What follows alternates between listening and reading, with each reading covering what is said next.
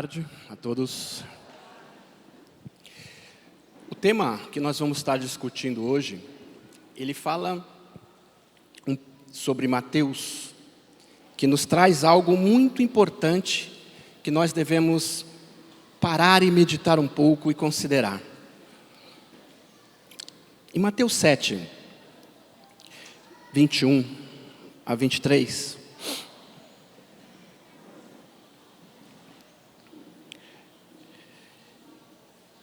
fazendo uma meditação essa semana, eu pude perceber o quanto que Deus é misericordioso para nós nos dias de hoje. De nos trazer, eu chamaria um puxão de orelha para aquilo que às vezes nós consideramos que somos uma das pessoas mais certas do mundo. Mas por aquilo que vamos viver, é muito importante entender essa passagem, para que nós possamos ver o quanto na nossa vida, no nosso dia a dia, nós podemos nos desviar daquilo que é a vontade de Deus em nossa vida, e não a nossa vontade na nossa vida para com Deus. Existe uma diferença muito grande sobre isso. Pegamos aqui, eu vou começar em Mateus 19, para dar um pouco de contexto. Toda árvore que não produz bom fruto é cortada e levada ao fogo. Versículo 20. Assim, pois, pelos seus frutos reconhecereis-os. E nem todos que me diz, Senhor, Senhor, entrará no reino dos céus, mas aquele que faz a vontade de meu Pai, que está nos céus. Aqui hoje de manhã, aqueles que puderam participar, o padre trouxe nos explicando o que é o reino de Deus e o reino dos céus. Aquele o reino que já está aqui, aquele que nós vivemos, e aquele que está nos céus, que iremos para lá. Aqui está falando do reino nos céus. 22. Muito naqueles dias hão de dizer-me, Senhor, Senhor, porventura não tínhamos nós proferido em teu nome, e em teu nome não expelimos demônio, e em teu nome não fizemos muitos milagres? Então lhe direis explicitamente, não vos conheci, apartai-nos de mim, aqueles que praticais a iniquidade. Isso fala para mim, que sou missionário, e há um bom tempo trabalha com a palavra do Senhor, algo muito importante, a ponto de refletir e fazer um exame de consciência profundo, o quanto o que eu estou fazendo é por Deus, e não muitas vezes para Deus. Porque eu posso estar fazendo segundo os meus preceitos, os meus ensinamentos, aquilo que eu aprendi, aquilo que a igreja me ensinou, aquilo que o catecismo, a catequese trouxe para mim, aquilo que a comunidade me formou, me instruiu, me orientou e me conduziu até os dias de hoje. Eu posso fazer por isso, mas eu preciso fazer por Deus. E isso traz uma diferença e um peso naquilo que se faz, para mim e para vocês, muito grande. Porque se eu me digo ser do Senhor, se eu me digo estar em Deus, mas eu não pratico, eu não deixo boas obras, como foi referido no versículo 19, é por lá que eu serei julgado, pelas boas obras, por tudo aquilo que eu fiz de bom, e não pelo que eu falei de bom. E aqui o intelecto, ele pode estar muitas vezes predominando e predomina em nós. Eu posso estar passando aquilo que a minha inteligência entendeu, mas se eu usar da sabedoria de Deus, eu poderia entender que não se compreende Deus em sua plenitude.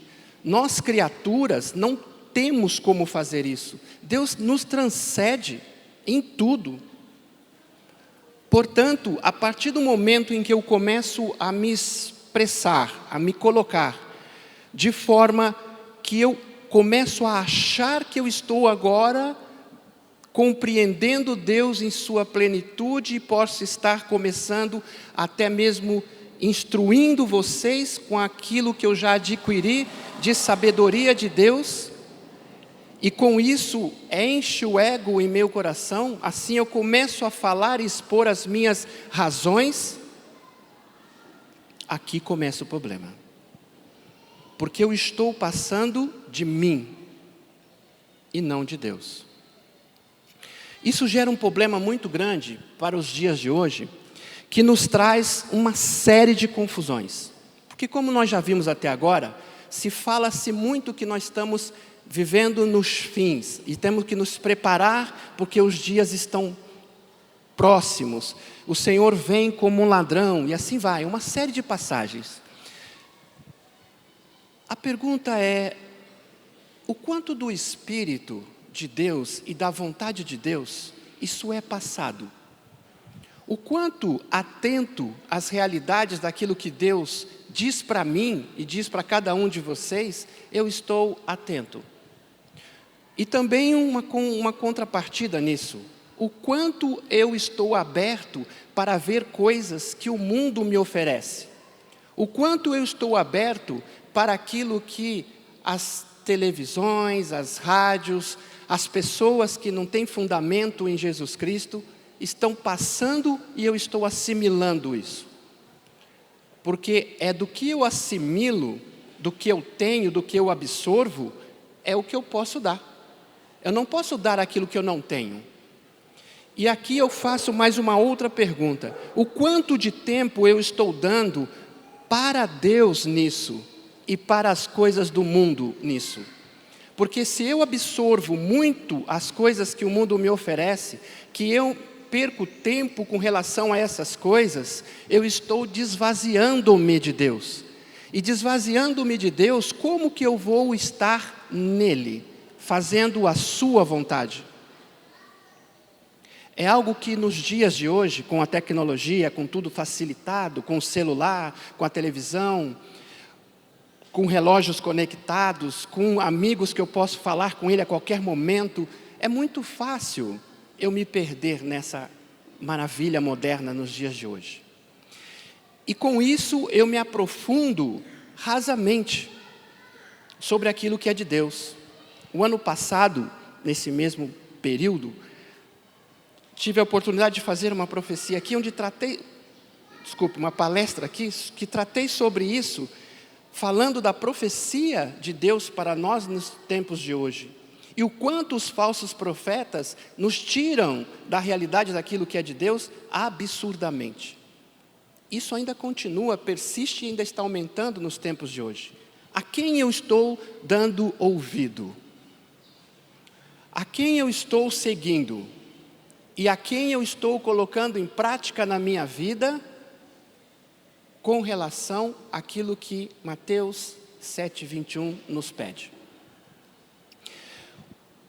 O ler a Bíblia hoje se torna um pouco complicado pela falta de pouco tempo que temos. E isso nos traz o que nós costumamos dizer às vezes com uns amigos que eu converso sobre a preguiça de querer entender aquilo que Deus está falando para mim. Vamos tomar um exemplo. Se nós pegarmos a Bíblia e começar a ler, eu vou iniciar do início, como todos aqueles que se convertem põem, e umas vezes nós já fizemos isso. Se começar a ler a Bíblia, lá em Gênesis 1, tal, quando chegar no capítulo 5, praticamente ali você cria um salto e vai para frente. Porque você vai começar a ler e não vai entender nada lá.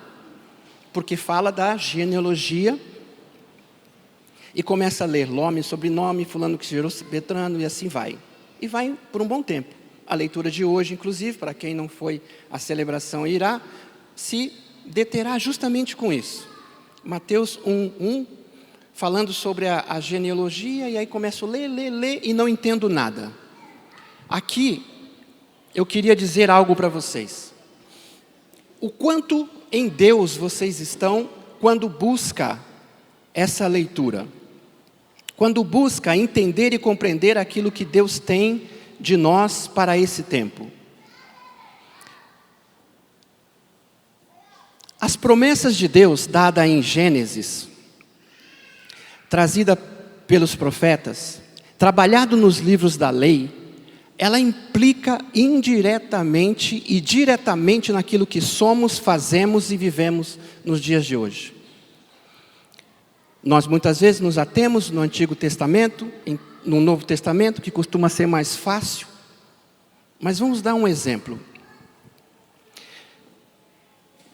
Nas festas de Deus, nos 5 primeiros livros, pegamos Levítico 23, capítulo inteiro. Você vai ver ali Deus falando sobre as suas festas, as festas do Senhor. E Ele determina regras, como fazer, como agir, como atuar. Ele vai e fala e explica isso, tintim por tintim. Nos dias de hoje, nós temos um seguinte problema. Nós não ligamos uma coisa na outra. E aí nos perdemos no entendimento daquilo que a Bíblia tem para nos ensinar. Hoje nós contamos o nosso dia, por exemplo, segundo o calendário gregoriano. Se dissermos, quais os sinais que Deus está nos dando hoje? Tirando aquilo que já é evidente. Não saberíamos dizer, porque nós fomos doutrinados de usar um calendário que foge daquilo que é a leitura de Deus. Vamos pegar aqueles que têm, que não têm, anote, depois com calma vem em casa. Gênesis 1:5.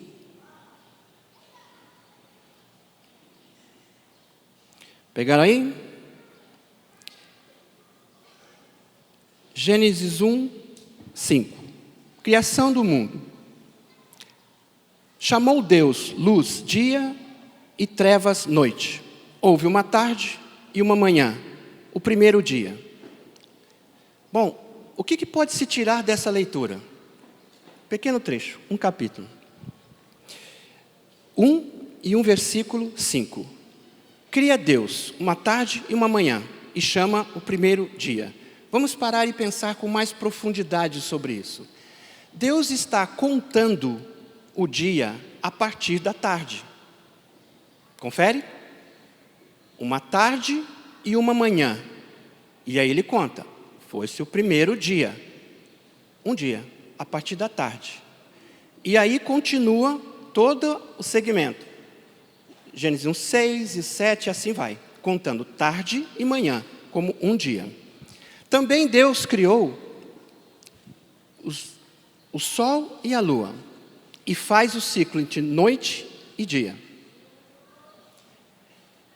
Hoje no nosso calendário, se nós formos entender, Deus está trazendo para nós uma orientação sobre o calendário lunar, e não o calendário gregoriano. Se nós formos entender isso com mais detalhe, porque a nossa prática leva a outra linha, aqui nós podemos tirar vários ensinamentos de Deus para os dias de hoje. Simplesmente ao compreender os sinais do qual Deus, na sua origem, determinou que deveríamos contar. Por exemplo, os judeus contam desta forma, porque desde então eles seguem este calendário, que chamamos de calendário bíblico ou profético. Por isso, hoje nós estamos em 2017. Para os judeus, nós estamos no ano 5.777. Isso diz e traz histórias e fatos para os judeus. Que se nós podemos ler, fazer a analogia que temos o Torá, o Pentateuco, na nossa Bíblia, tem algo que Deus revela sobre esses contextos. Mas nós estamos alheio a essas informações que aqui se contêm. Dentro dessa linha, nós temos, continuando sobre essa genealogia, nós vamos ver lá que fala sobre Adão, depois Matusalém, Lameque e Noé. Alguém já parou e pensou que um bom tempo da história, considerando que eles viveram 900, 700, 800 anos, até Noé, se você pegar um gráfico e colocar o nome de todos esses, seguindo a analogia, aquela parte chata da Bíblia, coloca os nomes, e lá é detalhado, dando data, de com quantos anos estava, com quantos anos foi, quantos anos teve o filho, assim sucessivamente. Coloca isso num gráfico Gantt, né, para aqueles que é de tecnologia. E aí vocês vão observar que até Noé, contando a Adão, quando Noé estava vivo, Adão também estava. Isso não está escrito na Bíblia, mas se você fizer o conceito da analogia, vocês percebem isso. O que eu chamo de um estudo um pouco mais detalhado. Ora, se Noé estava vivo junto com Adão, obviamente eles poderiam ter se encontrado. E pensa sobre o atestado que ele pode ter confirmado entre todos aqueles que estavam vivos nessa geração sobre Gênesis, que muitas vezes hoje tentam dizer que Gênesis é um conceito histórico, uma ilusão, uma fantasia, e que de Gênesis ali não tem nada de Deus. Existe algo que leva para esse lado. O quanto nós cremos nisso? O quanto nós cremos que Deus agiu, inspirou e fez com que Gênesis seja escrito para nos trazer mensagens para os dias de hoje? Porque se eu acredito que isso não é fantasia, então nada existe. Nada é sério que está lá. E se nada vale, então eu creio no quê? Qual é o fundamento?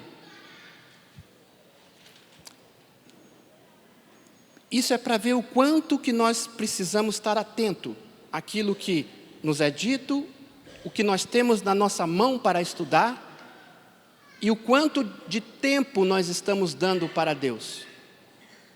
Porque às vezes, ao achar que simplesmente passar pela leitura e fazer uma leitura simples, eu já estou simplesmente com a minha vida salva.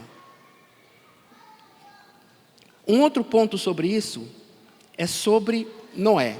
Noé, aos seus 500 anos, a partir dos 500, teve seus 3 filhos. Novamente, na genealogia de Noé, se entrar lá, vão ver uma série de nomes. Mas os 3 primeiros, Cã, ou Sem, Cã, Jafé, pela ordem. Ora, se nós pegamos só esse contexto da genealogia, a parte chata de estudar, de ler na Bíblia, se pegamos sobre isso, nós temos que ver que antes então de Noé, Deus destruiu todo o mundo, certo? Veio o dilúvio, a família de Noé com seus filhos, os 3 e esposa entraram na barca, os animais, então Deus dilúvio, acabou a terra e começou de novo. Bom, se eu li Gênesis certinho até antes disso, vou ver que Deus prometeu algo lá atrás. Exterminou o mundo e continuou a partir de Noé. A promessa de Deus continuou através de Noé. Agora, um detalhe simples. Se olharmos hoje, vamos para a mídia. Todos aqui têm ciência do que está acontecendo na Síria, certo? A guerra, a destruição, e ali vamos ter os sunitas e os xiitas. Se formos entender um pouquinho, vamos ver que são os palestinos brigando. E aí vem uma pergunta que fala assim, mas por que esse povo briga? Vocês já fizeram essa pergunta? Por que eles não se resolvem com os judeus? Porque essa disputa de terra, não se faz essa pergunta? Pois vamos ver o seguinte, vamos tentar entender isso lá atrás, em Noé.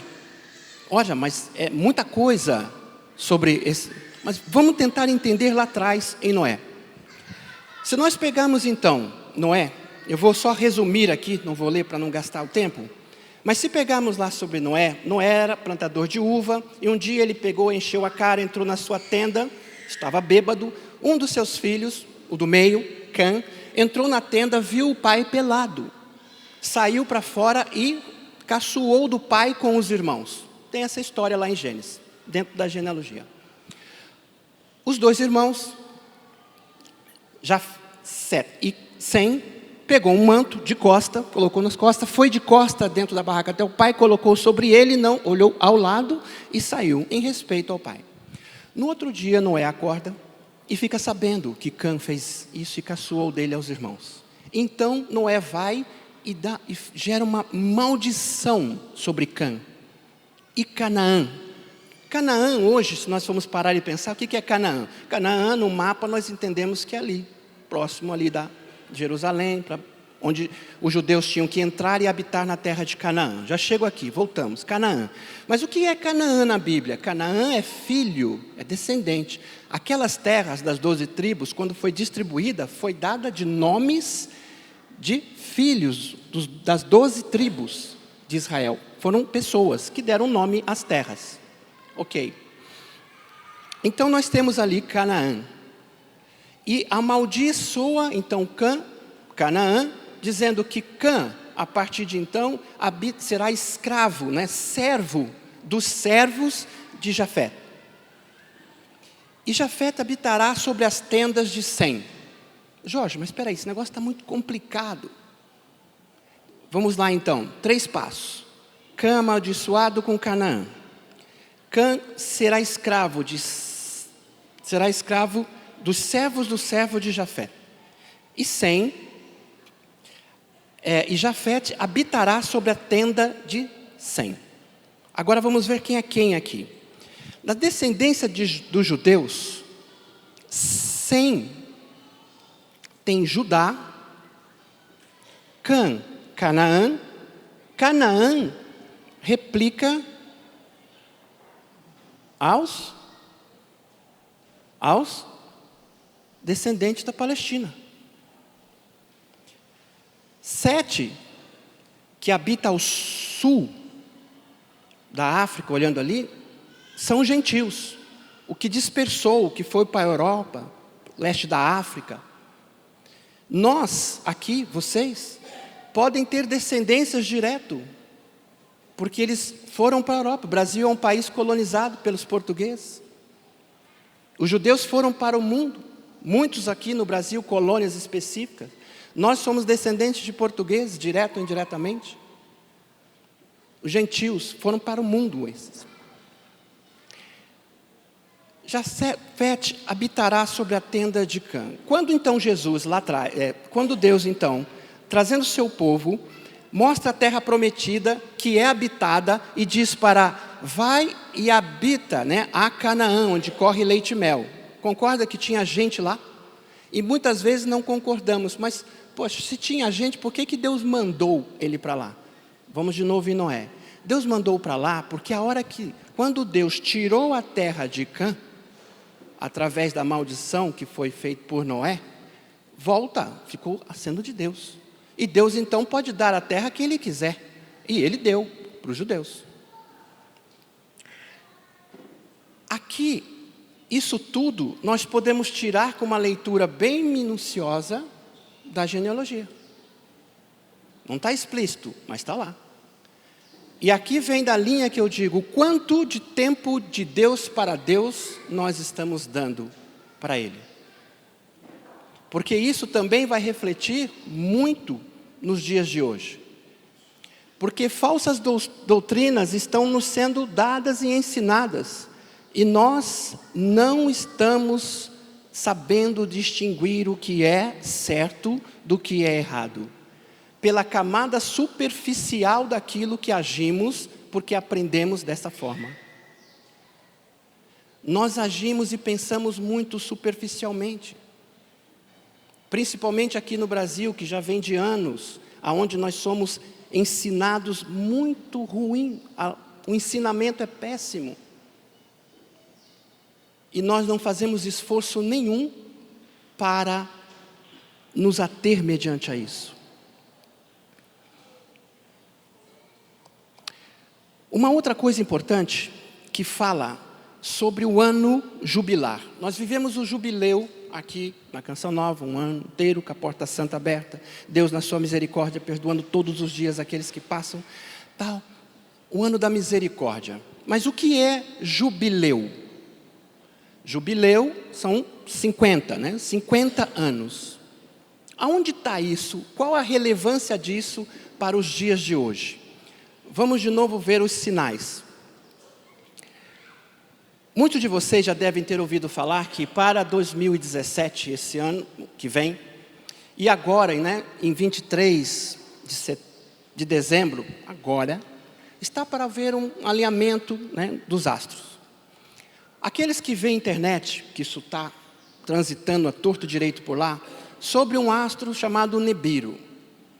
Uns tempos atrás disseram que ele vinha em colisão com a Terra. Depois ele ia passar um pouco longe. Depois ele ia trazer terremoto. Depois, uma série de informações. Nós cristãos, o que é de fato? O que tem a ver isso com os dias de hoje? O que dessa informação está relevante àquilo que Deus nos diz?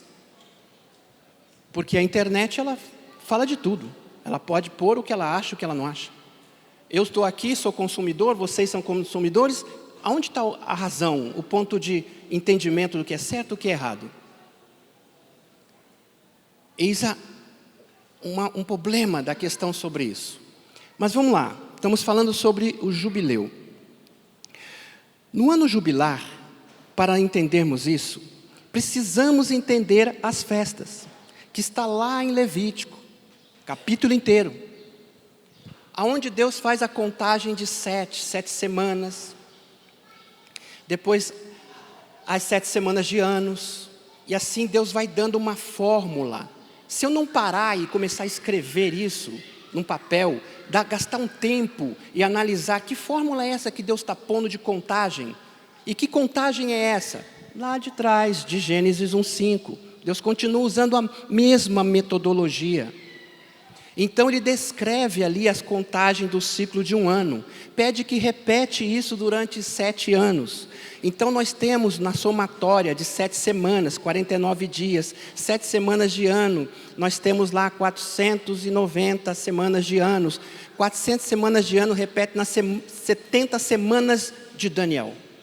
Daniel, já estamos ficando mais próximo do nosso dia a dia. Então, agora respondendo, de onde Daniel tirou as 70 semanas de anos? Porque ele poderia simplesmente falar isso em anos corridos. Mas ele não, ele usou 70 semanas. As 70 semanas que Daniel cita, ele está tirando de livro da lei, Levítico 23. A estrutura está lá. Embasado dentro de uma concepção de contagem de tempo de Gênesis 1:5. Uma tarde e uma manhã, um dia. A estrutura está aí. Tendo isso, então, em mente, ao completar o 50º tempo, seja ele de semana ou de semana de anos, completa os 50 anos ou 50 semanas de anos. Quando completar os 50, Deus diz, aqui eu celebrarei o jubileu, o júbilo. Nas leis, que está nos 5 livros Pentateucos, e nos 5 primeiros livros da Bíblia, em Levítico está explícito isso, em Números também vai achar isso, em Deuteronômio também tem respeito sobre isso. Deus vai estar falando sobre o que ele faz? Ele devolve. Tudo deixa de pertencer ao dono. Por exemplo, eu tenho uma terra em Canaã, seguindo as leis de Deus. Eu tenho uma terra e eu vendi a terra para alguém. Após 50 anos, essa terra é devolvida para mim. Os escravos serão libertos. As dívidas perdoadas. E assim sucessivamente. Então, uma lida com mais detalhe agora, em Levítico 23, vocês vão começar a entender isso. Entendendo isso, faça a seguinte associação. Jerusalém, Israel, e os judeus, o seu povo, foram dispersos para o mundo e retornaram a Jerusalém. Retornando para Jerusalém tem um sinal de Deus ali, que diz: quando o seu povo retornar a Jerusalém, eles se reconstituirão como cidade, e isso ocorreu. Quem se recorda? 1948, pós Segunda Guerra Mundial. Certo? Ao acontecer isso, Israel estava lá. Os palestinos também por direito, porque o Estado foi dado a Israel e a Palestina. No dia seguinte, a Palestina não quis, entrou em guerra com Israel. Israel venceu. Entrou na Cidade Velha, onde está o templo, Domo da Rocha, onde será construído o terceiro templo. E com o acordo entre a ONU, Israel devolveu, porque ali está 2 mesquitas. Mas entenda-se isso. E desde lá para cá, Israel tem trabalhado junto à ONU para ter direito de posse da terra que o pertence. Falando isso no nosso mundo, dizemos assim: não, ele saiu, entrou, a ONU está dizendo que ele não tem direito, de fato, então ele não vai e ele está respeitando sobre isso. Só que os judeus respeitam a lei de Deus, certo? E Deus deu aquela terra para eles, certo? E o ano que vem faz 50 anos que eles estão de volta na posse da terra, certo? E aí então, entendendo as entrelinhas que eu estou dando, 50 anos, eles podem ter de volta. Legalmente, pela lei de Deus, Israel vai agora requerer posse por direito da sua terra. E isso pode realavancar com aquilo que nós entendemos da estrutura atual do mundo de hoje, o que fala-se sobre terceira guerra, ou quarta ou quinta, não importa, pode-se escalar uma terceira guerra mundial. Porque contra as leis dos homens, Israel vai requerer por direito a sua terra, e pode fazê-lo. Mas pela lei de Deus, ele tem por direito agora, a partir do ano que vem. Tendo por direito, e Deus já dando a terra para eles, e eles seguem a lei de Deus, eles vão entrar em guerra. Imagine um mundo inteiro contra Israel. Se isso vier a ocorrer, com uma leitura simples, específica, trazendo os dois lados, o que o mundo e o direito diz e o que a Bíblia revela, nós estamos numa eminência de uma toma de posse sobre isso. E se isso acontecer, nós estamos justamente próximo do fim da intervenção de Deus. Aqui há um sinal, onde pouco tempo nos resta. Está entendendo que não precisa pegar essas coisas que é colocado na internet? Basta entender a Bíblia e conseguimos entender todos os sinais que Deus nos deixou. Mas nós gastamos muito tempo na internet, em vídeos da internet, em o que disseram ali, disseram aqui, disseram acolá. E ainda há de piorar, porque virão e realizarão prodígios para justificar o tema da leitura que estamos lendo hoje. Porque muitos realizarão prodígios em meu nome, diz o Senhor. Prodígios.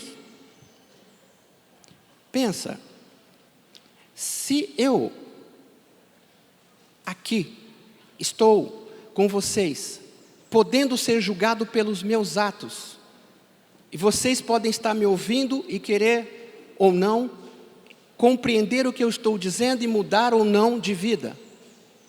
Virão pessoas que realizarão prodígios em nome de Jesus, mas serão classificados como falsos profetas, porque não te conduzirá para Deus.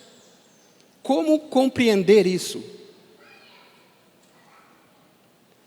Volto na origem do que me fez chegar até aqui.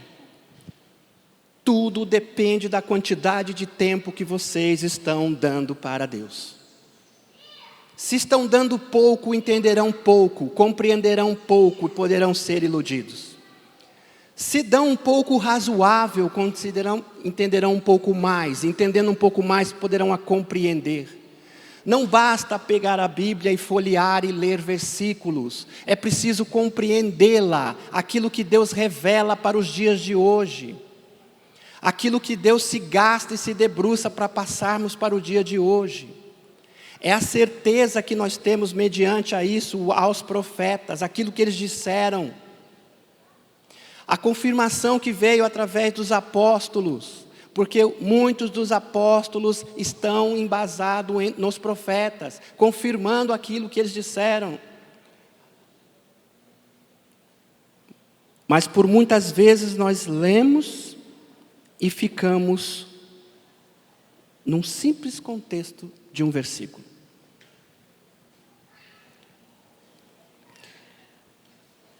Um versículo não muda a vida de ninguém, se não quiser. Nos tempos de hoje, é muito difícil.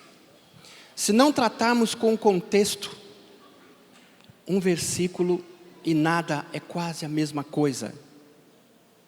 Porque o que Deus nos diz hoje, se o Jorge disser Senhor, Senhor, ele pode não entrar no reino do céu. Portanto, se eu ler um versículo, compreender e entender, isso pode não me levar para o reino do céu. Porque eu preciso mudar a vida. Eu preciso pôr em prática. E mudar a vida e pôr em prática, quer dizer mudar a vida e pôr em prática. Como diz meu pai fundador, Monsenhor Jonas Abib. E nós não estamos fazendo isso, porque os Baals dos nossos tempos estão nos tirando a visão, estão nos tapando os ouvidos, estão nos deixando cegos. Muitos falam, mas nada acontece. Aqueles que são casados, têm filhos, lembra nos filhos na sua adolescência, quando vocês falam com ele e parece que entra aqui, sai por aqui. Nós agimos da mesma forma para com Deus, compreendendo aquilo que nossos filhos fez e faz ou irão fazer conosco. Não, gente, não. Precisamos acordar da realidade do qual o mundo nos pôs e nos apresenta nos dias de hoje.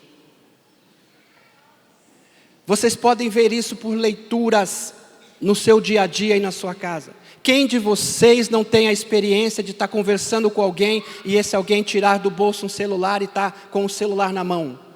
Entre você e o celular. Entre o que você está falando e o celular. Ora, na minha época, isso era falta de respeito. Quando alguém está falando com você e você não olhar no olho dela.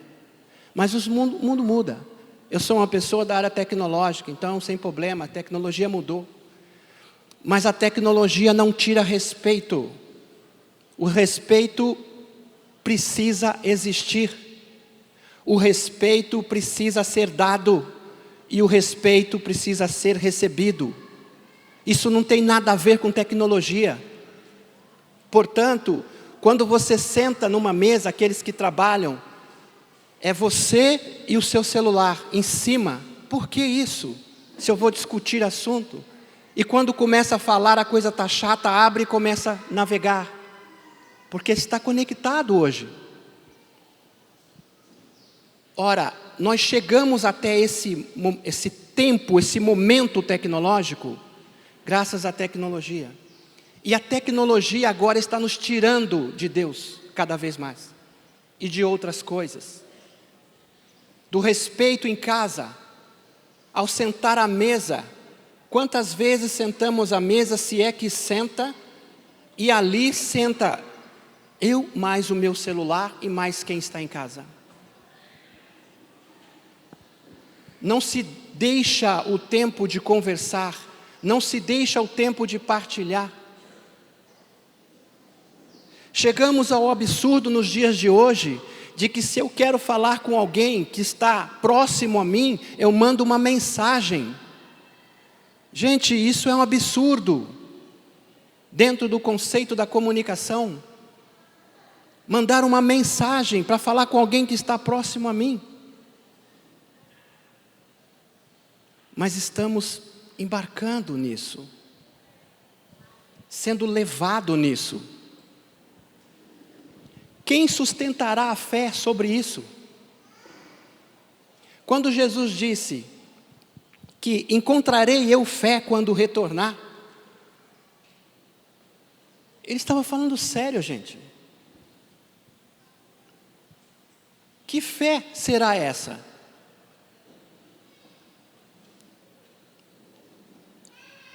O respeito, para vocês verem, conversando com um jovem, falando para ele, católico, praticante, falando com ele sobre, poxa, você precisava ouvir um pouco mais do Novo Testamento, porque lá ensina muitas coisas. Ele me responde, não, aquilo é muito velho. Aqueles velhos de lá, hoje, não compreendem, porque aquilo foi para aquele tempo. Ele respondeu isso, não porque ele não compreendia a Bíblia, é porque ele estava sendo influenciado pelas coisas de hoje. Vocês, assim como eu, né, tem alguns cabelos brancos já aqui, estamos em casa, cadê o respeito dado aos idosos? Quantas vezes sentamos do lado dos jovens, né, dos nossos avós, nossos pais, e perguntamos para ele coisas que ele viveu, que ele já passou, que ele já experimentou, para podermos pelo menos adquirir a experiência que ele teve e fazer melhor, ou evitar os erros que ele teve e fazer melhor. Quantas vezes fizemos isso?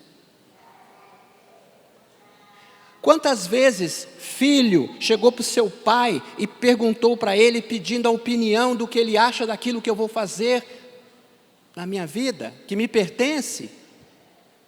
Quantas vezes? Pais, seus filhos, quantas vezes foram até vocês? Mães, quantas vezes seus filhos foram até vocês e perguntaram, devo fazer isso? Convém fazer isso? O que o senhor pensa disso? Por que não fazem pela maioria? Porque nos foi tirado isso. Nos foi tirado. Os ensinamentos dados na rua, nas escolas, nos celulares,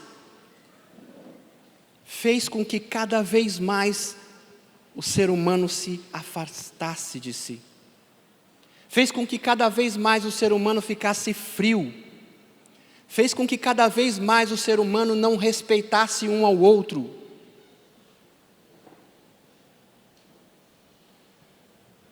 E isso não está longe, gente.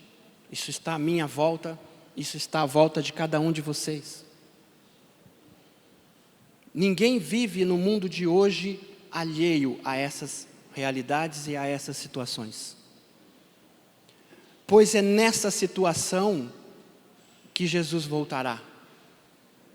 E será nessa situação que Ele encontrará o mundo. E será nessa situação que Ele cobrará de mim, ter dito Senhor, Senhor, mas não fiz nada. Não basta ler a Bíblia. Principalmente nos dias de hoje, não basta ler a Bíblia. Numa outra formação que eu estava dando, um grupo de jovens disse, não, mas eu não posso fazer isso, por quê? Porque eu não tenho recursos para poder levar o Evangelho. Desde quando o recurso foi argumento para que o Evangelho não seja levado? Não conheço isso na Bíblia. Jesus transcendeu todos os recursos. Se criarmos um raio de ação, Jesus não ultrapassa 300 quilômetros de ação. E aqueles 300 quilômetros de ação que Jesus operou, evangelizou, mostrou aquilo e trouxe, revelou ao mundo aquilo que é do Pai, chegou no mundo inteiro. 300 quilômetros. E muitas vezes eu não levo Jesus a 10 centímetros. A 10 centímetros.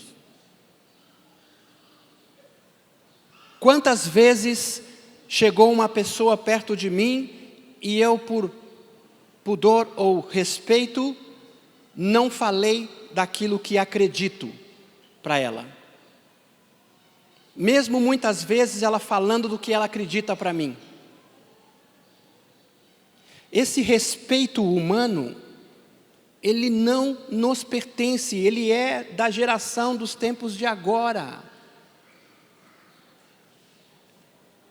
Nós temos exemplos de filhos, como sinais, de filhos que diz para o pai: se o Senhor falar alto comigo, eu vou entregá-lo no juizado, porque tem uma lei que me garante. Eu não fico abismado dele fazer isso, porque o Senhor disse que o faria. Nos fins dos tempos, pai entregarão filhos, filhos entregarão pais. Ok, para quem entende um pouquinho, fala assim, isso acontecerá. Eu fico abismado, é como ele tem a capacidade de falar isso do seu pai, que te criou, que alimentou, quando não o faz ainda. Dá para entender o nível de onde estamos socialmente? Mas nós não pensamos. Eu vou dizer mais ou menos um exemplo por quê. Teoricamente todo mundo aqui vê televisão, vê jornal e tal. Gente, se vocês ficam demais dentro d'água, ficarão molhados. Se vocês ficarão demais no sol, ficarão queimados. Regra básica. Quando você pega um jornal, seja ele qual for, vocês começam a ver destruição aqui, morte ali, catástrofe aqui, enchente aqui. 15 minutos. Faz essa experiência. Desliga a televisão e medita. 15 minutos. Desliga a televisão e medita. Seu corpo está pulsando violência. Seu corpo pulsa, responde a isso. Sua mente, ela entra num turbilhão de raiva, de ver situações ocorrendo que não é justo. Principalmente se você é cristão e ainda tem algo de bom dentro de você. Porque tem muitos na sociedade hoje que nem isso tem. Não consegue, ao parar depois desse processo, refletir e entender que aquilo está fazendo mal para ela. As mídias, os meios, as informações negativas derrubam o ser humano, não é o cristão, é o ser humano lá embaixo. Ele diminui o ser humano lá embaixo. E depois não sabemos por que as tragédias dentro de casa. Não sabemos por que os jovens estão cada vez mais envolvidos em drogas. Não sabemos por que as crianças estão ficando cada vez mais jovens, entrando em relações sexuais. A mídia só tem isso, não tem outra opção. São raras, só dá isso. Se fica demais na água, fica molhado. Se fica demais no sol, queima. Se fica demais nessas informações, absorve essas informações. Não precisa ser psicólogo para saber que crianças, adolescentes, entre crianças de 3, 4, 5, 6 a 7 anos, tudo que lhe for apresentado é captado. Tudo. Conheço pessoas que tive que instruir a dizer, não deixe seu filho na frente da TV. Porque muitas doutrinas são passadas ali para ele e ele está absorvendo tudo. E depois, aos 7 anos, 8, 9, não sabe por que ele é rebelde, é malcriado, não responde. Não sabe por quê. Porque simplesmente foi absorvido. Depois nós temos videogames. Quantos pais não compram videogames e dão para os seus filhos para que ele passe um tempo dando folga para eles? Não sou contra comprar. Pode comprar. Use com ele. Forme ele. Mostre o que está lá. Faça paralelos com relação da Bíblia. Precisamos voltar a ter cultura. O nosso país perdeu a cultura. O ato não é não repreender de não fazer. O problema é fazer junto e esclarecer. Videogames, para vocês terem uma ideia, são doutrinas satânicas passadas na maioria dos jogos que as crianças gostam. Doutrina satânica. Basta parar e ver. Não precisa muito não, 5 minutos. Mas não. Nós estamos conduzindo uma geração para a perdição. Por isso faz sentido Mateus 7, 21. Nem todos aqueles que dirão Senhor, Senhor entrarão no reino dos céus. Porque eu estou às vezes sentado na minha cadeira, atestando como algo que já estou quase chegando no fim do meu combate, mas eu não fiz nada dessas realidades que eu expus para vocês aqui. Quantas e quantas vezes os jovens daqui da Redondeza, da própria Canção Nova, sabem, quando eu abordo eu abordo e já falo, o que você está fazendo, o que você está vendo, essas coisas não é boa, entenda esse outro lado, eu não digo para ele que não faça, mas mostro o outro lado. Precisamos ser exemplo, e muitas vezes nós falamos, mas não somos exemplo. Que quando aquele jovem, aquela pessoa olha para mim e me vê dentro daquilo que eu disse que eu sou contra. Eu digo não brigue, eu discuto. Eu digo não fala alto e eu vou para cima do próximo. Eu digo me respeite, mas quando alguém está falando comigo eu tiro o celular e começo a fazer outras coisas. Eu não estou sendo exemplo. E se eu não sou exemplo aqui, no pouco, não me será confiado muito. É óbvio que eu também não serei exemplo no céu. Por isso eu fico aqui. Estes são os sinais para os tempos de hoje. Precisamos refletir. Precisamos melhorar. Precisamos transcender o que essa geração nos trouxe e nós passamos por banho-maria até os dias de hoje. Vocês que estão aqui são poucos, gente. Muitos são chamados, mas vocês são poucos. Quantos se dispõem hoje a vir aqui em outro lugar? Dá um tempo de sua vida, um momento, para poder estar com Deus. São poucos. E se esse pouco ainda que tem, não faz direito, de muita coisa não vai adiantar. Precisamos reverter e trazer isso para a camada do exemplo. Sobre aquilo que eu posso estar trazendo para dentro da realidade daquilo que Deus tem para mim. Por último,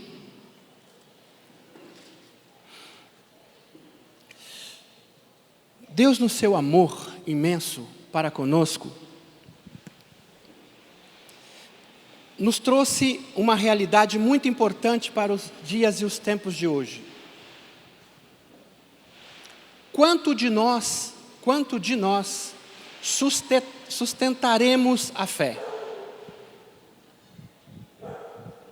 Isso é algo muito importante e relevante para ser pensado. E vamos trazer isso para o dia a dia. Pensa a seguinte situação: se algum de vocês, me incluo, sentar à mesa e eu não tiver o que comer, qual é a minha atitude hoje?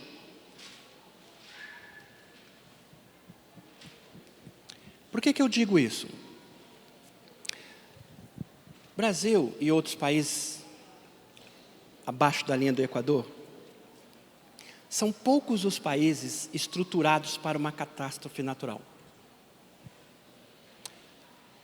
Meses atrás, a Rússia também se achava preparada. Vocês devem ter ciência que asteroide que ultrapassou a costa da Terra e caiu lá. E pegou várias pessoas despercebidas. Gente, nós estamos preparados para algo semelhante? Porque assim como aquilo entrou e ninguém viu, não adianta ter NASA, ESA, agências espaciais, satélites espalhados para o mundo inteiro. Eles não viram como um asteroide passar e cair. E não era tão pequeno assim. Assim como ocorreu, e lá no livro de Apocalipse nos traz para isso, que nos fins dos tempos, cairão muitas pedras de fogo. E se uma cai aonde você mora? E se uma cai aonde eu moro? E se uma cai aqui, na Canção Nova, aonde eu moro?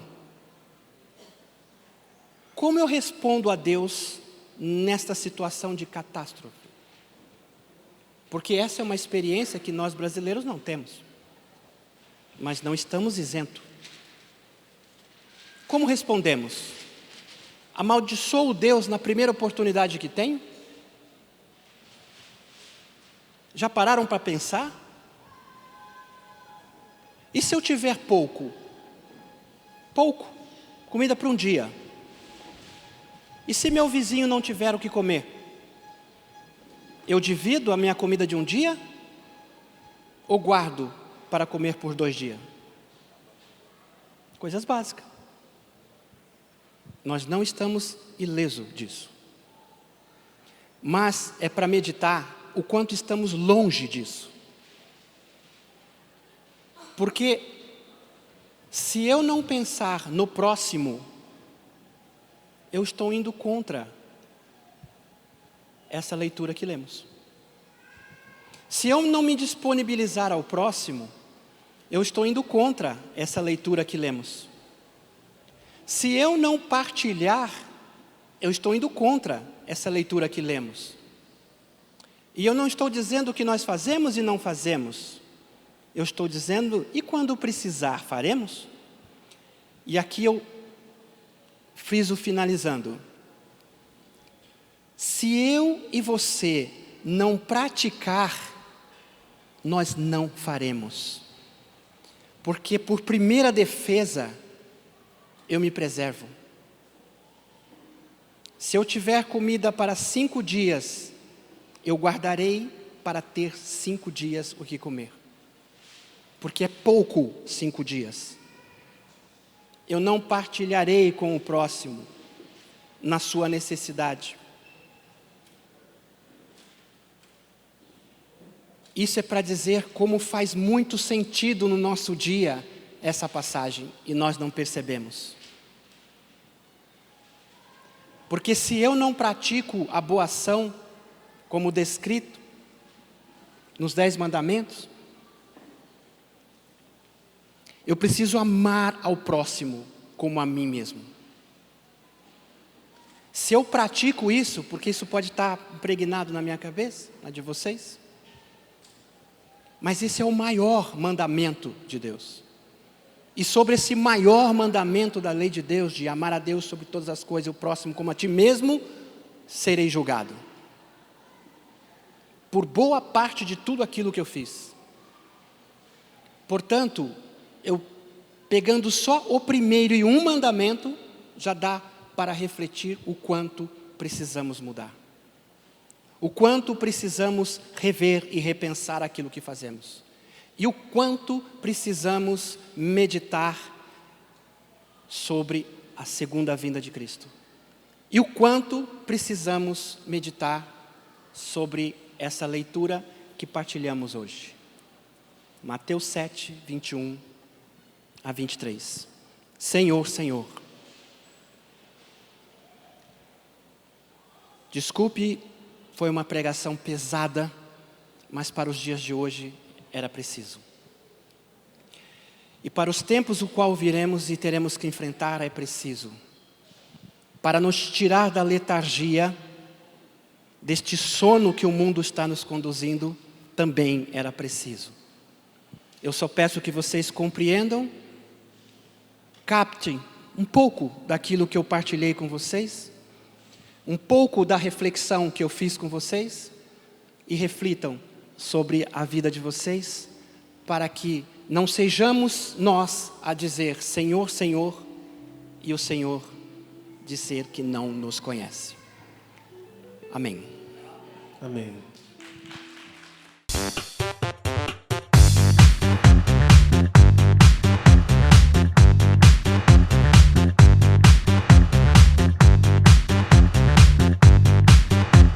CançãoNovaPlay.com. Assine já!